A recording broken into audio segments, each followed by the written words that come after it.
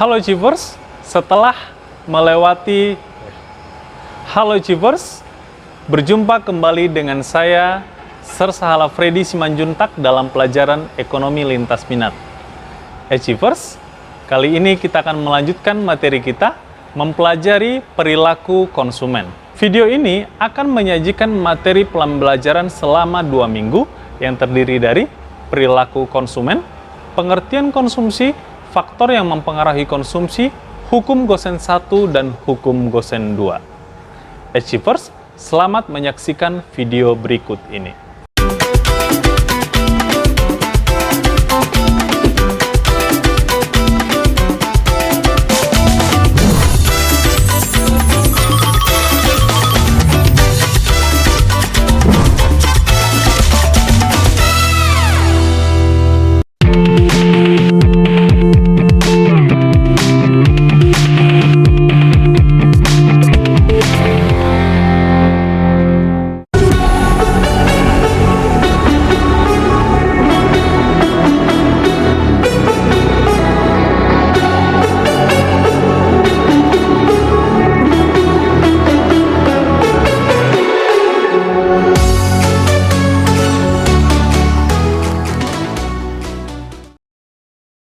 Achievers, ada yang tahu dengan perilaku konsumen?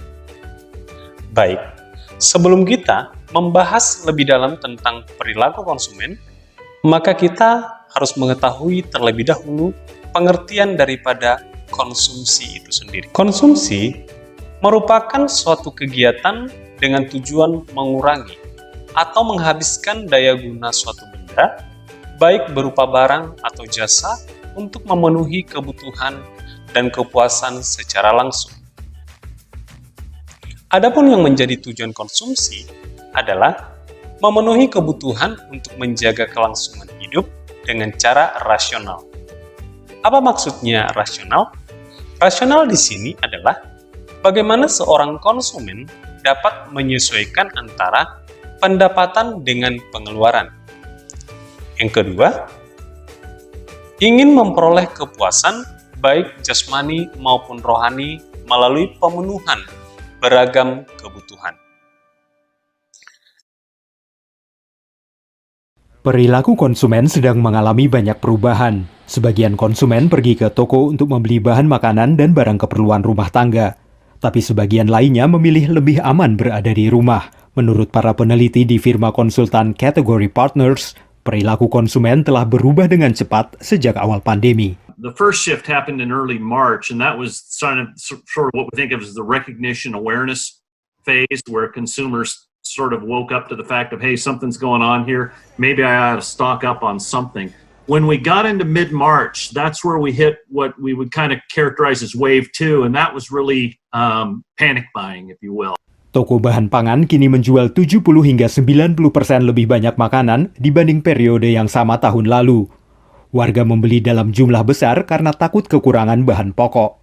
Di bulan April, setelah warga lebih tenang dan menyadari mereka tidak akan menghadapi kekurangan makanan, fase ketiga dimulai, yakni fase karantina. Banyak orang kehilangan pekerjaan dan banyak yang beralih dari memesan makanan ke memasak di rumah. Jadi daftar belanjaan makanan lebih dipikirkan dan direncanakan secara matang. Menurut para ahli, setelah karantina dicabut, maka fase keempat akan menyerupai resesi ekonomi tahun 2008-2009. Daya beli akan menurun signifikan dan menghantam sektor retail. Pandemi telah memaksa warga untuk mencoba pengalaman berbelanja secara daring, dan tren itu mungkin akan berlanjut setelah pandemi. Only 4% of groceries were purchased online prior to coronavirus. Now that number is over 25% in under a month. So people are taking categories they would only buy in the store and beginning to try buying them online for the first time. Krisis juga mengubah daftar belanjaan warga Amerika. Penjualan sarung tangan sekali pakai naik 670% sejak awal Maret, dan penjualan obat flu meningkat 535%. Warga juga membeli lebih banyak makanan yang tidak mudah rusak, seperti kacang-kacangan, keripik, dan kue kering. Hal yang sama terjadi pada peralatan olahraga, serta hal-hal yang tidak dimiliki oleh kebanyakan orang di rumah. Sementara para pakar sepakat pandemi COVID-19 akan memiliki efek jangka panjang baik bagi pembeli maupun penjual. Dan ketika pertokoan nanti dibuka kembali dengan tatanan kenormalan baru, kebiasaan warga untuk membeli barang-barang tertentu dan menimbunnya di rumah mungkin masih akan terus berlanjut. Dari Arlington, Virginia, saya Helmi Yohanes dan tim VOA. Achievers, kita harus mengetahui apa yang menjadi faktor-faktor yang mempengaruhi konsumsi itu sendiri. Yang pertama adalah pendapatan. Pendapatan sangat mempengaruhi konsumsi seseorang. Ketika pendapatan naik, maka konsumsi akan cenderung naik. Ketika pendapatan turun, maka konsumen akan mulai mengurangi tingkat konsumsinya. Kemudian, harga barang dan jasa juga mempengaruhi konsumsi. Barang dan jasa dapat kita lihat dari kehidupan kita sehari-hari, di mana realitanya konsumen akan berbondong-bondong untuk membeli barang dan jasa jika suatu pasar atau suatu supermarket memberikan diskon secara besar-besaran. Banyak orang yang berusaha untuk mencari barang pengganti yang lebih murah atau mengurangi jumlah konsumsinya jika harga barang dan jasa tersebut juga naik. Yang ketiga adalah selera. Masing-masing kita berbeda selera ya, termasuk di dalam pakaian, aksesoris, makanan, minuman, dan lain sebagainya.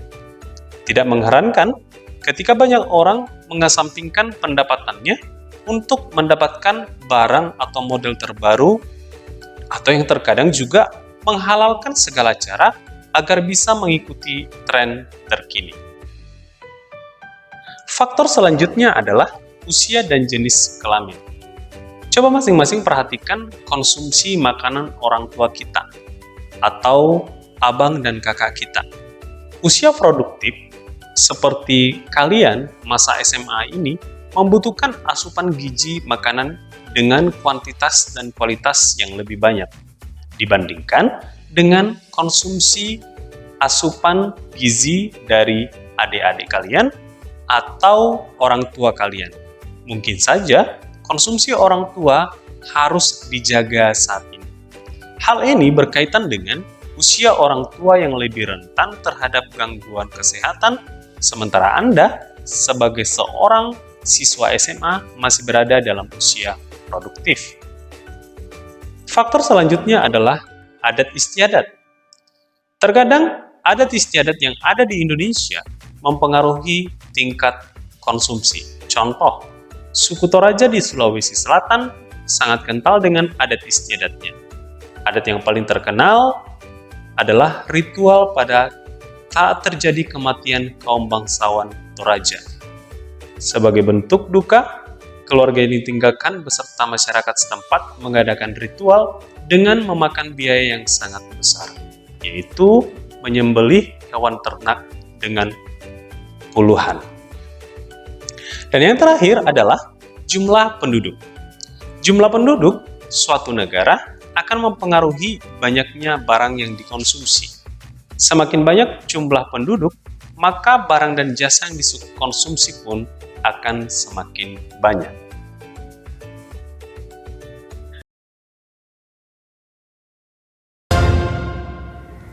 Indonesia layak dinobatkan menjadi negeri kepulauan digital. Dari berbagai penelusuran terpopuler 2018, Google Indonesia berbagi insight soal perilaku online orang Indonesia dan bagaimana Anda, para pebisnis yang ingin merebut pasar Indonesia, menyesuaikan diri untuk memenuhi kebutuhan konsumen. Inilah fakta data. Internet sudah menjadi bagian tak terpisahkan dari kehidupan sehari-hari orang Indonesia. Mereka menggunakannya untuk mencari produk, topik penelitian yang menarik, membeli produk, memenuhi kebutuhan hiburan, dan memperoleh keterampilan baru melalui tutorial online. Internet menjadi kekuatan pendorong bagi banyak sektor ekonomi negara karena digital mempengaruhi perjalanan pembelian sejumlah besar orang Indonesia. Padahal pada 2013, pengakses internet di Indonesia hanya 29%. Sementara di 2017 bertumbuh menjadi 56%. Durasi penggunaan internet setiap harinya juga bertambah dari 49% di 2013 menjadi 79% di 2017. Di 2018, Indonesia menjadi negara dengan pertumbuhan ekonomi internet terbesar dan tercepat di negara Asia Tenggara. Total pertumbuhan ekonomi internet di Indonesia pada 2018 adalah 27 miliar dolar Amerika atau sekitar 391,3 triliun rupiah. Indonesia memang sedang membuat kemajuan pesat dalam pertumbuhan digital dan konektivitas. Data Google Indonesia selama 2015 hingga 2018, pengeluaran konsumen online bertumbuh 49%. Lalu bagaimana perilaku netizen Indonesia? Indonesia masuk menjadi satu dari 5 negara utama yang memimpin tren di mana perangkat mobile menjadi satu-satunya penghubung netizen. Hampir semua pengakses internet di Indonesia saling terhubung melalui gadget mereka. 2018 ini 94% netizen Indonesia mengakses internet lewat smartphone mereka. Bandingkan angkanya di 2013, di mana pengakses internet lewat smartphone baru 40%. Pertumbuhan ini didukung oleh banyaknya gawai murah yang membanjiri pasar Indonesia. Penelusuran merek gadget yang terjangkau di Google meningkat 2 kali lipat. Indonesia menjadi negeri yang saling terkoneksi lebih dari yang pernah terbayangkan sebelumnya. Hampir separuh pencarian di Google Indonesia sepanjang 2018 terkait paket internet dan kebutuhan konektivitas internet dari kota-kota kecil di negeri ini. 46% penelusuran paket internet muncul dari kota-kota yang dianggap bukan kota metropolitan. Terbentuknya populasi digital yang baru ini mempengaruhi pertumbuhan pencarian seputar kecantikan, perawatan bayi, dan segala sesuatu yang terkait dengan perawatan pribadi. Bahkan pencarian ketiga topik ini tumbuh 1,5 kali lipat lebih tinggi di kota-kota yang selama ini tidak diidentifikasikan sebagai kota besar di Indonesia. Dan 52% pencarian informasi terkait produk-produk kecantikan justru datang dari kota yang dikategorikan Google sebagai non-metro. Pertumbuhannya 2 kali lipat dibandingkan kota besar. Topik lain yang juga banyak dicari orang adalah topik terkait traveling. Pertumbuhan pencarian topik ini selama 2018 meningkat 1,5 kali lipat. Perilaku online konsumen Indonesia di 2018 menabrak stereotip yang ada selama ini. Konsumen Indonesia saat ini lebih punya rasa ingin tahu, demanding, dan tidak sabar. Mereka membuat pilihan berdasarkan informasi yang cukup dan mendetail. Pertumbuhan cashless society di Indonesia turut menyumbang pertumbuhan transaksi digital. Dan sebanyak 68% konsumen menggantungkan gadget sebagai perangkat utama mencari informasi sebelum melakukan pembelian. Konsumen di Indonesia juga menuntut pengalaman berbelanja yang mulus di internet tanpa gangguan. 53% konsumen akan meninggalkan website bila laman website membutuhkan waktu lebih dari 3 detik untuk loading. Sementara waktu rata-rata yang dibutuhkan untuk membuka laman website di Indonesia adalah 6 detik. Yang juga menarik, konsumen online di Indonesia bukan monopoli kaum wanita. 1 dari 3 pembeli produk perawatan bayi adalah pria. Dan ada pertumbuhan pencarian merek perawatan pribadi pria hingga 2,7 kali lipat sepanjang 2018. Oh ya, soal pembayaran non-tunai, 53% pria di kelompok usia 18 sampai 24 tahun memilih metode pembayaran ini saat pembelian online. Sementara di kelompok usia yang sama, ada 68% wanita yang menggunakannya. Fitur pencarian di Google membantu konsumen Indonesia mencari informasi yang cukup sebelum mereka memutuskan membeli. Sebagian besar, yaitu 62% menggunakan penelusuran di Google untuk membandingkan merek, mencari informasi lebih detail soal produk, mencari penawaran terbaik, dan pengalaman tanpa batas. Pencarian terkait review produk di YouTube juga meningkat 1,4 kali lipat. Pencarian yang terkait dengan kata promo meningkat 2,5 kali lipat dan mereka menuntut segala sesuatunya serba cepat. Penelusuran terkait pengiriman cepat meningkat 1,4 kali lipat dan pencarian kata terdekat juga meningkat 12 kali lipat. Jadi inilah konsumen. Achievers, setelah kita melakukan kegiatan konsumsi, maka kita akan merasakan yang disebut sebagai kepuasan. Kepuasan dalam ekonomi dinyatakan dengan utility. Dalam perilaku konsumen atau consumer behavior, ada 2 pendekatan yang kita pakai. Yang pertama adalah pendekatan kardinal. Yang kedua, pendekatan ordinal. Pendekatan kardinal menyatakan bahwa utilitas yang dicapai konsumen dapat diukur atau dinyatakan dengan angka. Kepuasan dinyatakan dengan angka. Hal ini menjelaskan bahwa pendekatan kardinal menggunakan konsep marginal utility atau MU, yang disebut juga sebagai pendekatan guna batas. Contohnya, saat kita haus, kita minum 1-3 gelas. Jadi, ukuran dalam kardinal itu adalah gelas yang kita gunakan untuk mengkonsumsi air tersebut. Yang kedua adalah pendekatan ordinal, yang menyatakan bahwa utilitas yang dicapai konsumen dapat diukur atau dinyatakan dengan tingkatan. Contohnya, saat kita makan, kita kemudian menambah jumlah makanan kita. Kepuasan ini lebih cocok dinyatakan dengan level atau tingkatan. Contohnya, kita menyatakan sangat kenyang, atau sudah kenyang, atau cukup kenyang, dan belum kenyang. Dalam pendekatan kardinal, tokoh yang pertama sekali mengemukakannya adalah Gosen. Gosen mengatakan bahwa kita mengkonsumsi satu barang secara terus-menerus. Sehingga hukum Gosen 1 berbunyi, jika mengkonsumsi satu barang secara terus-menerus, awalnya penambahan kepuasan akan bertambah, lalu sampai pada titik tertentu dan akan berkurang sampai negatif. Hukum Gosen 1 dikenal dengan the law of diminishing utility, atau disebut sebagai penambahan kepuasan yang semakin berkurang. Baik, Achievers, perhatikan tabel yang sudah disediakan pada video berikut. Tabel tersebut terdiri atas 3 kolom. Yang pertama, kolom gelas. Yang kedua, kolom kepuasan total atau total utility. Dan ketiga, tambahan kepuasan atau marginal utility. Pada saat gelas 0, kepuasan total itu 0 dan tambahan kepuasan itu belum ada. Pada saat gelas yang pertama, kepuasan total yang diperoleh adalah 50. Tambahan kepuasan itu adalah 50. Gelas kedua,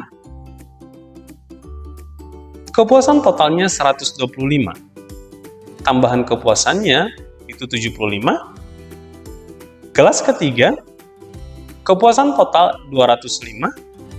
Tambahan kepuasan 80. Gelas keempat, kepuasan total 245, tambahan kepuasan 40. Dan gelas kelima, kepuasan total 245 dan tambahan kepuasan sama dengan 0. Achievers, coba kita perhatikan tambahan kepuasan. Tambahan kepuasan atau marginal utility diperoleh dari selisih kepuasan total dibagi dengan gelas atau quantity. Contohnya, pada gelas pertama, kepuasan total 50 dikurang 0 dibagi dengan 1 dikurang 0, hasilnya 50. Gelas kedua, 125 dikurang 50 dibagi 2 dikurang 1, hasilnya 75. Gelas ketiga, 205 dikurang 125 dibagi 3 dikurang 2, hasilnya 80. Gelas keempat, 245 dikurang 205 dibagi 4 dikurang 3, hasilnya 40. Dan gelas kelima, 245 dikurang 245 dibagi 5 dikurang 4, hasilnya 0. Jadi, dalam hal ini kita melihat bahwa kepuasan dalam meminum air gelas demi gelas itu menghasilkan kepuasan yang meningkat dan pada akhirnya akan mengalami penurunan sampai kepada yang negatif. Hukum Gosen 2 menunjukkan adanya upaya setiap orang untuk menyeimbangkan pemenuhan kebutuhan hingga memperoleh total utility. Contoh bisa kita lihat, seorang konsumen memiliki 3 kebutuhan yang dianggap penting, yaitu laptop, HP, dan TV. Diasumsikan harga ketiga barang tersebut adalah sama. Konsumen akan memperoleh optimalisasi konsumsi apabila utilitas marginal dari ketiga barang tersebut sama. Kita dapat melihat contoh hukum Gosen 2 di tabel. Disediakan ada kolom alternatif 1, 2, dan 3. Ada kepuasan dengan memiliki laptop, kepuasan dengan memiliki HP, kepuasan dengan memiliki TV, dan total utility. Alternatif pertama, kepuasan tambahan dengan memiliki laptop itu 33, marginal utility HP dan marginal utility TV itu 0. Yang kedua, marginal utility laptop 17, marginal utility HP 16, dan marginal utility TV 0. Alternatif ketiga, marginal utility laptop 11, marginal utility HP 11, dan marginal utility TV 11. Alternatif 1, 2, dan 3 menggambarkan bahwa total utility dari ketiga alternatif tersebut adalah sama, yaitu 33. Alternatif 1 menjelaskan bahwa semua anggaran dipakai untuk membeli laptop, maka marginal utility laptop mencapai angka maksimum, sedangkan marginal utility HP dan marginal utility TV sama dengan 0. Alternatif ini tidak dipilih oleh konsumen karena tidak mencapai optimalisasi konsumsi dari 3 jenis barang. Alternatif kedua menjelaskan bahwa anggaran yang dipakai konsumen untuk membeli 2 buah barang, dan alternatif ini pun tidak dipilih oleh konsumen karena marginal utility laptop, marginal utility HP, dan marginal utility TV tidak sama. Alternatif ketiga menjelaskan bahwa anggaran yang dipakai konsumen untuk membeli ketiga barang kebutuhan mencapai marginal utility sama dari masing-masing barang. Alternatif inilah yang dipilih oleh konsumen untuk mengoptimalkan konsumsinya. Achievers, demikian bahan pembelajaran yang boleh sediakan dalam video pembelajaran. Untuk lebih jelasnya, kalian dapat membaca buku di halaman 99 sampai halaman 110 buku ekonomi SMA kelas 10 penerbit ESIS. Tetap semangat, jaga kesehatan, dan saya ucapkan terima kasih.